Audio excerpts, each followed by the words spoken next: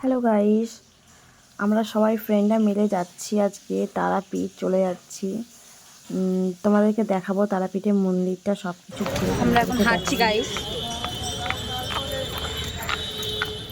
চল বালা কিছু বলবি না? কিছু বলার একটু বল, কিছু বলবো বল। কেমন লাগছে হাঁটতে? হাঁটতে ভালো লাগছে। রূপসা আগে আগে চলে গেছে। তুই কি করছিস এগুলা? ওর ব্লগ বানাচ্ছে। Hello guys, welcome back to our new blog. তোমরা সবাই কেমন আছো? আশা করি তোমরা সবাই খুব খুব ভালো আছো। আমরা রামপুরহাট স্টেশনে নামলাম। স্টেশন থেকে নেমে এবার আমরা নিয়ে নেবো একটা টোটো।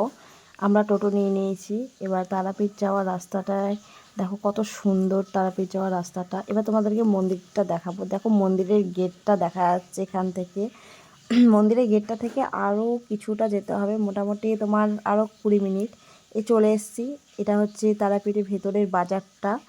দেখো বাজারটা খুবই বড়, অনেক বড় আর খুবই সুন্দর বাজারটা।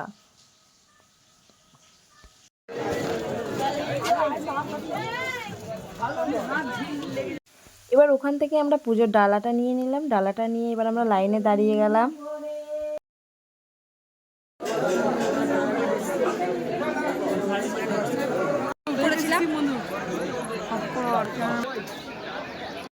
এক ঘন্টা লাইনে দাঁড়ার পরে আমাদের পুজো দেওয়া কমপ্লিট হয়ে গেল। এবার আমরা পুজো দিয়ে আমরা তারাপীঠ মন্দিরের পেছন দিকে আছি।